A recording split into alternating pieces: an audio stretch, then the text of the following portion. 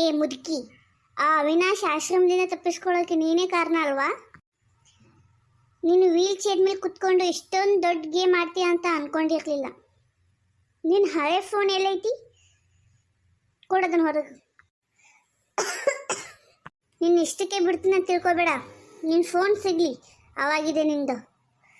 ಇಷ್ಟೆಲ್ಲ ಆಡ್ತೀಯಲ್ಲ ನೀನು ಕುತ್ಕೊಂಡು. ತಡಿ ನೋಡ್ತೀನಿ, ನಿನ್ನ ರೂಮ್ನಲ್ಲಿ ಇರಬೇಕು ಫೋನು, ಹೋಗಿ ನೋಡ್ಕೊಂಬರ್ತೀನಿ. ಸಿಕ್ಕರೆ ಒಳ್ಳೇದು, ಇಲ್ಲ ಅಂದರೆ ನೀನು ಇವತ್ತು ಉಳಿಸಲ್ಲ. ನಾನು ನೋಡ್ತಾ ಇರು ನೀನು. ಹೋಗು. ನೀನು ಎಷ್ಟೇ ಹಾರಾಡಿದ್ರು ನಿನ್ನ ಬಾಲ ಕಟ್ ಮಾಡೋಕ್ಕಂತ ಅವಳು ಬಂದಿದ್ದಾಳೆ. ಅವಳಂತೂ ನಾನು ಫುಲ್ ಪ್ರಿಪೇರ್ ಮಾಡಿದ್ದೀನಿ. ನಿನ್ನ ತಂಗಿನೇ ನಿನಗೆ ಮುಳ್ಳಾಗ್ತಾಳಂತ ನಿನ್ಗೆ ಗೊತ್ತಿರಲಿಲ್ಲಲ್ಲ, ಮುಂದೆ ಗೊತ್ತಾಗುತ್ತೆ. ಅಷ್ಟು ಈಸಿಯಾಗಿ ನಿನ್ನ ಬಿಟ್ಬಿಡ್ತೀನಿ ಅಂತ ತಿಳ್ಕೊಂಡ್ಯಾ? ನಾನು ನಿನ್ನ ಅತ್ತೆ ಕಣೆ.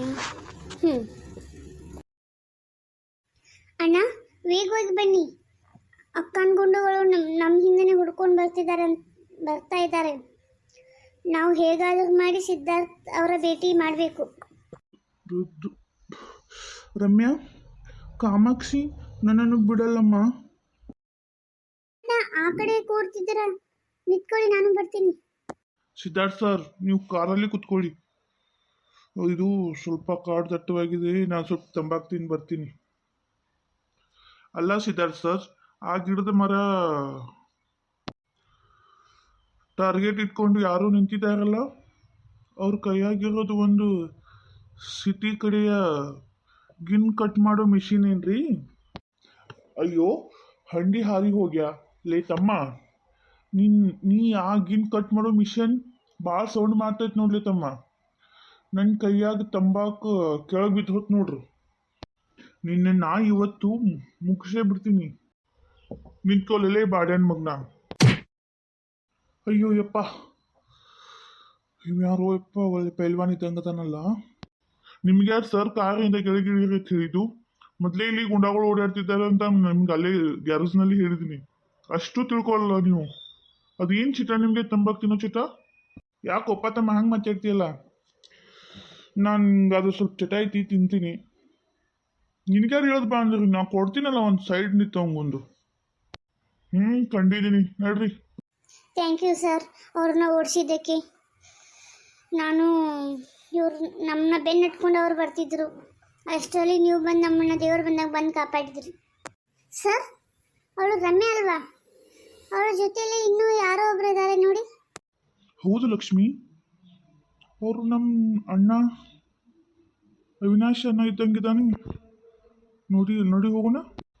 ಅಣ್ಣ, ಏನಾಗಿತ್ತು ನಿನಗೆ? ಇಷ್ಟು ವರ್ಷ ಎಲ್ಲಿದ್ದಿ? ಆ ಕಾಮಾಕ್ಷಿ ನಿನಗೆ ಈ ಥರ ಮಾಡಿದ್ದಾಳ? ಸಿದ್ದು, ನನ್ನನ್ನು ಕ್ಷಮಿಸಿಬಿಡು. ಆ ಕಾಮಾಕ್ಷಿ ಅಸಲಿ ಮುಖ ನನಗೆ ಮದುವೆ ಆದ 6 ತಿಂಗಳಿಗೆ ಗೊತ್ತಾಯಿತು. ನಮ್ಮ ಆಸ್ತಿನೆಲ್ಲ ಅವಳು ತನ್ನ ಹೆಸರಿಗೆ ಬರೆಸ್ಕೊಳ್ಳೋಕ್ಕೆ ನನ್ನ ಜೀವಂತವಾಗಿ ಸಾಯಿಸೋಕೆ ನೋಡ್ತಿದ್ದಾಳೆ. ರಮ್ಯಾ ಮೇಡಮ್, ನೀವು ಕಾಮಾಕ್ಷಿ ಅಮ್ಮವರ ತಂಗಿ ಅಲ್ವಾ? ನೀವೇಕೆ ಇವ್ರ ವಿರುದ್ಧ ಹೋಗ್ತಿದ್ದೀರಾ? ಅವಿನಾಶ್ ಸರ್ ಕಾಪಾಡಿದ್ರಿ? ಯಾಕಂದ್ರೆ ನನ್ನ ಅಕ್ಕ ಮಾಡಿರೋದು ಮಹಾಪಾಪ ಅಂತ ನಂಗೆ ಗೊತ್ತು ಲಕ್ಷ್ಮಿ. ಅಷ್ಟೇ ಅಲ್ಲ, ಈ ಇಡೀ ಪ್ಲ್ಯಾನ್ ನನ್ನದಲ್ಲ, ಮನೆಯಲ್ಲಿರುವ ನಮ್ಮ ಅಜ್ಜಿದ್ದು. ಅಜ್ಜಿನಾ? ಹೌದು ಸಿದ್ಧಾರ್ಥ್. ಅಜ್ಜಿಗೆ ಮಾತು ಬರಲ್ಲ, ನಡೆಯೋಕ್ಕೂ ಆಗಲ್ಲ ಅನ್ನೋದು ಅಕ್ಕನ ಭ್ರಮೆ. ಆದರೆ 3 ವರ್ಷಗಳ ಹಿಂದೆನೇ ಅಕ್ಕ ಅವಿನಾಶ್ ಅಣ್ಣನಿಗೆ ವಿಷ ಕೊಡೋದನ್ನು ಅಜ್ಜಿ ಕಣ್ಣಾಗಲೇ ನೋಡಿದ್ರು. ಆ ಶಾಕ್ನಲ್ಲಿ ಅವರು ಕಾಯಿಲೆ ಬಂತು. ಆದರೆ ಅಜ್ಜಿ ಸುಮ್ಮನೆ ಕೂರಲಿಲ್ಲ. ನಾನು ಅಕ್ಕನ ಜೊತೆ ಸೇರಿಕೊಂಡು ನಾಟಕ ಮಾಡ್ತಿದ್ದೆ. ಅವಳು ಪ್ರತಿಯೊಂದು ಮೂಮೆಂಟ್ನ ನಾನು ಅಜ್ಜಿಗೆ ಹೇಳ್ತಿದ್ದೆ. ಅಜ್ಜಿನೇ ನನಗೆ 0 ಮೂಲಕ ಕೋಡ್ ಕೊಟ್ಟು ಅವಿನಾಶನನ್ನ ಆಶ್ರಮದಿಂದ ತಪ್ಪಿಸೋಕೆ ಹೇಳಿದ್ದು. ಅಲ್ಲ ರಮ್ಯಾ ತಂಗಿ, ನೀನು ಅಜ್ಜಿ ವೀಲ್ ಚೇರ್ ಮೇಲೆ ಕುತ್ಕೊಂಡು ಇಷ್ಟೊಂದು ದೊಡ್ಡ ಪತ್ತೇದಾರಿ ಕೆಲಸ ಮಾಡ್ತಾಳೆ. ನಾನು ಇಷ್ಟು ದಿನ ಆಕೆ ಕೇವಲ ರೊಟ್ಟಿ ತಿನ್ನಾಕ ಮತ್ತು ನಮಗೆ ಕಣ್ಣು ಹೊರಸಾಕ ಅಷ್ಟೇ ಲಾಯಕು ಅಂದ್ಕೊಂಡಿದ್ದೆ. ಆಕಿ ನನಗಿಂತಲೂ ದೊಡ್ಡ ಸರ್ಲಾಕ್ ಹೋಮ್ ಇದ್ದಾಳೆ ನೋಡಪ್ಪ. ಮಾವ, ಸ್ವಲ್ಪ ಸುಮ್ಮನಿರಿ. ಈಗ ನಾವೇನು ಮಾಡಬೇಕು ಸರ್? ಅಣ್ಣ, ನೀನು ಸಿಕ್ಕಿದ್ದು ತುಂಬ ಖುಷಿ ಆಯಿತು. ಅದಕ್ಕೆ ಇಷ್ಟೊಂದು ಕೆಟ್ಟವಳು ಅಂತ ನಾನು ಅಂದ್ಕೊಂಡೇ ಇರಲಿಲ್ಲ. ಆದರೆ ಅವಳು ನಮ್ಮ ಮುಂದೆ ಎಷ್ಟು ಒಳ್ಳೆಯವಳಾಗಿ ಆ, ನಾಟಕ ಮಾಡ್ತಿದ್ಲು. ಅಜ್ಜಿಯಿಂದ ತುಂಬ ಹೆಲ್ಪ್ ಆಯಿತು. ನಡಿ ಹೋಗೋಣ, ನಮ್ಮ ಮನೆಗೆ ಹೋಗೋಣ ನಡಿ ಅಣ್ಣ. ಮುದುಕಿ, ರಮ್ಯಾ ಫೋನ್ ರಿಸೀವ್ ಮಾಡ್ತಿಲ್ಲ. ಅವಳೇ ಆ ಅವಿನಾಶ್ನ ನಾಪತ್ತೆ ಮಾಡಿರೋದು ಅಂತ ನನಗೆ ಪಕ್ಕಾ ಕನ್ಫರ್ಮ್ ಆಗಿದೆ. ಅವಳಿಗೆ ಈ ಐಡಿಯಾ ಕೊಟ್ಟಿದ್ದು ನೀನೇ ಅಲ್ವಾ? ನೀನು ಈ ಕತೆ ಇವತ್ತಿಗೆ ಮುಗಿದ್ರೆ ನನ್ನ ಹಾದಿ ಸುಗಮ ಆಗುತ್ತೆ. ಈ ಇಂಜೆಕ್ಷನ್ ತಗೋ, ನೀನು ಈಗಲೇ ಹಾರ್ಟ್ ಫೇಲ್ ಆಗುತ್ತೆ. ಯಾರಿಗೂ ಅನುಮಾನ ಸಹ ಬರಲ್ಲ. ಅಯ್ಯೋ ಬಿಡಿ ಮುದುಕಿ, ಕೈ ಬಿಡು. ನಿನಗೆ ಪ್ರಸಾದವೇ ಆಯಿತು, ಬಂದಿತ್ತಲ್ವಾ? ನಾಟಕ ಮಾಡ್ತಿದ್ದೆ ಇಷ್ಟು ದಿನ. ನಾಟಕ ಮಾಡಿದ್ದು ನೀನೇ ಹೊರತು ನಾನಲ್ಲ ಕಾಮಾಕ್ಷಿ. ನನ್ನ ಮಗ ಅವಿನಾಶ್ಗೆ ನೀನೇ ವಿಷ ಹಾಕಿದ್ದ ದಿನವೇ ನನಗೆ ಮಾತು ಬಂದಿತ್ತು, ಕಾಲು ಬಂದಿತ್ತು. ಆದರೆ ನಿನ್ನ ಪಾಪದ ಕೂಡ ತುಂಬುವವರೆಗೂ ಈ ಅಜ್ಜಿ ಮೌನವಾಗಿದ್ದು ಅಷ್ಟೇ. ಅಯ್ಯೋ ಬಿಡಿ ಮುದುಕಿ, ಕೈ ಬಿಡು. ಅಲ್ಲ ಸಿದ್ಧಾರ್ಥ್ ಸರ್, ಆ ಕಾಮಾಕ್ಷಿ ಮೇಡಮ್ ಭಾಳ ತಲೆ ಬೀಸಿ ಹೆಂಗಸ್ದಾಳ ನೋಡ್ರಿ. ನಾವು ಒಳಗೆ ಹೋದ ತಕ್ಷಣ ಆಕಿ ಮ್ಯಾಲ ನನ್ನ ಮ್ಯಾಲ ಬಾಂಬ್ ಹಾಕಿದ್ರೆ ಏನು ಮಾಡೋದು? ನನ್ನ ಕೈಯಾಗ ಆ ಹಳೆ ಛತ್ರಿ ಐತಿ, ಆದರೆ ಅದರಲ್ಲಿ ಬಾಂಬ್ ತೆಗಿಯೋಕೆ ಆಗಂಗಿಲ್ಲ ನೋಡ್ರಿ. ಮಾವ, ನೀ ಸ್ವಲ್ಪ ಸುಮ್ಮನಿರು. ಈಗ ಅಲ್ಲಿ ನಮ್ಮ ಅಜ್ಜಿ ಒಬ್ಬರೇ ಇದ್ದಾರೆ. ಆ ಕಾಮಾಕ್ಷಿ ಅವ್ರಿಗೆ ಏನಾದರೂ ತೊಂದರೆ ಕೊಟ್ಟಿದ್ದಾಳಂತೆ ನಮಗೆ ಚಿಂತೆ ಐತಿ. ಇಲ್ಲ ಲಕ್ಷ್ಮಿ, ಅಜ್ಜಿ ಅಷ್ಟು ಸುಲಭವಾಗಿ ಯಾರಿಗೂ ಹೆದರೋಳಲ್ಲ. ಏ ಮುದುಕಿ, ಇವತ್ತು ನಿನ್ನ ಸುಮ್ಮನೆ ಬಿಡಲ್ಲ. ಸ್ಟಾಪ್ ಇಟ್ ಮೀನಾಕ್ಷಿ, ನಿನ್ನ ಆಟ ಇವತ್ತಿಗೆ ಮುಗೀತು. ಸಿದ್ಧಾರ್ಥ್, ಹೌದು ಕಾಮಾಕ್ಷಿ, ನಿನ್ನ ಆಟ ಇವತ್ತಿಗೆ ಮುಗೀತು. ನಿನ್ನನ್ನು ಏನೋ ಅಂದ್ಕೊಂಡಿದ್ದೆ ನಾನು, ಆದರೆ ನೀವು ಇಷ್ಟೊಂದು ಕೆಟ್ಟ ಹೆಂಗಸು ಅಂತ ಗೊತ್ತಿರಲಿಲ್ಲ ನನಗೆ. ನಿಮ್ಗೆ ಇನ್ನೊಂದು ದೊಡ್ಡ ಸರ್ಪ್ರೈಸ್ ಕಾದಿದೆ.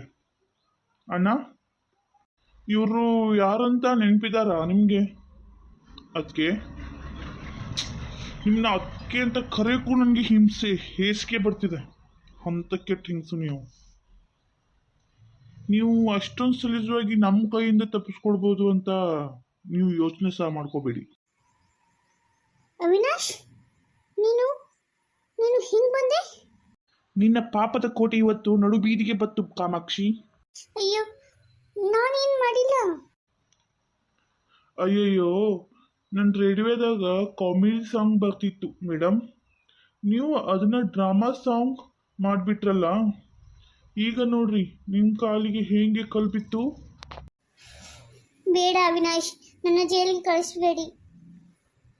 ಇವತ್ತು ನಿನ್ನ ಪಾಪದ ಕೂಡ ತುಂಬಿತು. ಕಾಮಾಕ್ಷಿ, ಸುಮ್ಮನೆ ಹೋಗ್ಬಿಡು ನಮ್ಮ ಮನೆಯಿಂದ. ನಮ್ಮನೆ ಶಾಂತಿನ ಎಲ್ಲ ಹಾಳು ಮಾಡಿದವು ಹಿಂಗ್ಸು ನೀನು. ಇವತ್ತಿಗೆ ಹೋಗು, ಹೊರಟು ಹೋಗು. ಕಾನ್ಸ್ಟೇಬಲ್, ಅವಳನ್ನ ಹೇಳ್ಕೊಂಬನ್ನಿ. ಲಕ್ಷ್ಮಿ, ಈ ಮನೆಗೆ ನೀನು ಕೇವಲ ಮ್ಯಾನೇಜರ್ ಆಗಿ ಬಂದಿಲ್ಲ. ಈ ಮನೆಯ ಮಹಾಲಕ್ಷ್ಮಿ ನಿಲಯ, ನಿಜವಾದ ಮಹಾಲಕ್ಷ್ಮಿ ನೀನೆ. ನನ್ನ ಚಿಕ್ಕ ಮಗ ಸಿದ್ಧಾರ್ಥನಿಗೆ ನಿನ್ನನ್ನೇ ಸೊಸೆಯಾಗಿ ಮಾಡ್ಕೋಬೇಕು ಅಂತ ನಿರ್ಧಾರ ಮಾಡ್ಕೊಂಡಿದ್ದೀನಿ. ನಿನಗೆ ಒಪ್ಪಿಗೆ ಇದ್ರೆ ಹೇಳು. ಏನು ನನ್ನ ಮಗನ ಸಿದ್ಧಾರ್ಥನ ನಿಮಗೆ ಇಷ್ಟನಾ? ಅದು ನಿಮ್ಮ ಇಷ್ಟ. ನಿನಗೆ ಕಣಪ್ಪ. ನೀವು ಹೆಂಗೆ ಹೇಳ್ತೀರೋ ಹಂಗೆ ಅಮ್ಮ. ರೀ, ಏನು ಮಾಡ್ತಿದ್ದೀರಾ? ಏನಿಲ್ಲ ಶಾಂತ, ಏನು ಮಾಡಲಿ, ಕುಂತ್ಕೊಂಡಿದ್ದೀನಿ. ನಮ್ಮ ಮನೆಗೆ ಅಂಟಿ ದೊಡ್ಡ ಕಳಂಕ ಹೋಯ್ತು. ನಾನು ಏನು ಮಾಡಲಿ, ನನಗೂ ಎಲ್ಲ ಗೊತ್ತಿದ್ದು ಸುಮ್ಮನೆ ಇರಬೇಕಾಯ್ತು. ನನ್ನ ಮಗ ಅವಿನಾಶ್ನ ಹಿಂಗೆ ಕೂಡ್ ಹಾಕಿದಾಳಂತ ನನಗೂ ಗೊತ್ತಿತ್ತು. ಆದರೆ ಏನು ಮಾಡೋಕ್ಕಾಗುತ್ತೆ? ನಮ್ಮ ಮೂರನೇ ಮಗ ಎಲ್ಲಿ ಹೋಗಿದ್ದಾನೋ ಏನೋ, ಸಿಗ್ತಾನೇ ಇಲ್ಲ. ಎಷ್ಟು ಅಂತ ಹುಡುಕ್ತಾ ಇದ್ದೀನಿ. ಅಪ್ಪ, ಇದೇನದು? ನನ್ನ ಹಾಗೂ ಅವಿನಾಶ್ ಅಣ್ಣ ನಲ್ಲದೆ ನನಗೆ ಇನ್ನೊಬ್ಬ ತಮ್ಮ ಅಥವಾ ಅಣ್ಣ ಇದ್ದಾನಾ? ಈ ಫೋಟೋ ಯಾರ್ದು? ಹೌದು ಸಿದ್ಧಾರ್ಥ್, ಇವನು ನಿಮ್ಮ ಅಣ್ಣ ವಿಕ್ರಮ್. ಅವನು ಹುಟ್ಟಿದ ಕ್ಷಣವೇ ಈ ಮನೆಯಿಂದ ದೂರ ಆಗಬೇಕು ಬಂತು. ಅದಕ್ಕೆ ಕಾರಣ ಅಲ್ಲ ಶೆಟ್ರ, ನಿಮ್ಮ ಮೂರನೇ ಮಗ ಮುಖ ನೋಡಿದರೆ ನನಗೇನು ಡೌಟ್ ಬರ್ಲಾಕತ್ತೈತೆ ನೋಡ್ರಿ. ಅವನ ಮೀಸೆ ಅವನ ಕಣ್ಣು ನೋಡಿದರೆ ಅವನು ಯಾರೋ ದೊಡ್ಡ ರೌಡಿ ಇದ್ದಂಗೆ ಕಾಣ್ಲಕತ್ತಾನ. ನನ್ನ ಪತ್ತೇದಾರ ಕಣ್ಣು ಸುಳ್ಳು ಹೇಳಂಗಿಲ್ಲ ನೋಡ್ರಿ. ಮಾವ, ನೀನು ಪ್ರತಿ ಸೀನ್ನಲ್ಲೂ ನಿನ್ನ ಪತ್ತೇದಾರಿ ಸುದ್ದಿ ತೋರಿಸ್ಬೇಡ. ಅಪ್ಪಾಜಿ ಹೇಳೋದನ್ನ ಕೇಳು. ವಿಕ್ರಮ್ ಹುಟ್ಟಿದಾಗ ಅವನ ಜಾತಕದಲ್ಲಿ ತಂದೆ ಅಥವಾ ವಂಶಕ್ಕೆ ಗಂಡಾಂತರ ಬರುತ್ತೆ ಅಂತ ಬರೆದಿತ್ತು. ಅದನ್ನು ನಂಬಿ ನಮ್ಮಮ್ಮ ಅಂದರೆ ಸಿದ್ಧಾರ್ಥ್ ನಿಮ್ಮ ಅಜ್ಜಿ ನನ್ನ ಕಣ್ಣೆದುರೇ ಆ ಮಗನನ್ನು ಯಾರೋ ಯಾವುದೋ ಅನಾಥಾಶ್ರಮಕ್ಕೆ ಕೊಟ್ಟು ಬರುವಂತೆ ಹೇಳಿದರು. ಆದರೆ ಆ ಮಹಾಲಕ್ಷ್ಮಿ ನಿಲಯದ ಅರ್ಧ ಆಸ್ತಿ ಕಾನೂನುಬದ್ಧವಾಗಿ ವಿಕ್ರಮ್ ಹೆಸರಿನಲ್ಲೇ ಇದೆ. ಅಂದರೆ ಇಷ್ಟು ದಿನ ಆ ಅಣ್ಣ ಎಲ್ಲಿದ್ದಾನೆ ಅಂತ ನಮಗೆ ಗೊತ್ತೇ ಆಗಲಿಲ್ವಲ್ಲ ಅಪ್ಪ? ಇಲ್ಲ ಅವಿನಾಶ್, ಆದರೆ ಕಳೆದ ವಾರವಷ್ಟೇ ನನಗೆ ಮಂಗಳೂರಿನಿಂದ ಒಂದು ಫೋನ್ ಬಂದಿತ್ತು. ವಿಕ್ರಮ್ ಆಶ್ರಮದಿಂದ ಹೊರಬಂದು ಈಗ ಬೆಂಗಳೂರಿನಲ್ಲೇ ಇದ್ದಾನಂತೆ. ಆದರೆ ಅವನು ಒಳ್ಳೆಯವನಾಗಿ ಬೆಳೆದಿಲ್ಲ. ಇಡೀ ಅಂಡರ್ ವರ್ಲ್ಡ್ ನಡುಗಿಸೋ ದೊಡ್ಡ ಡಾನ್ ಆಗಿದ್ದಾನೆ. ಅಂದ್ರೆ ಅಪ್ಪಾಜಿ ಅವರು ಈಗ ಕೆಟ್ಟ ಮನುಷ್ಯ ಆಗಿದ್ದಾರಾ? ಅವನು ಎಲ್ಲೇ ಇರಲಿ, ಆದರೂ ಅವನು ನನ್ನ ಮಗನೇ ತಾನೆ. ಆದಷ್ಟು ಬೇಗ ನನ್ನ ಮಗ ನನ್ನ ಮನೆಗೆ ಬಂದರೆ ಸಾಕು. ಇಷ್ಟು ದಿನ ನನ್ನ ಎರಡನೇ ಮಗನಿಗೋಸ್ಕರ ಹುಡುಕ್ತಿದ್ದೆ. ಈಗ ವಿಕ್ರಮ್ ಎಲ್ಲಿದ್ದಾನೆ ಅಂತ ಹುಡುಕ್ಬೇಕು. ಈ ತಾಯಂದ್ರ ಜೀವನ ಎಷ್ಟು ಮಾಡಿದರೂ ಮಕ್ಕಳು ಮನೆಯಲ್ಲಿಲ್ಲ ಅಂದರೆ ಅವರು ಶಾಂತವಾಗಿ ಇರೋಕ್ಕೆ ಆಗಲ್ಲ.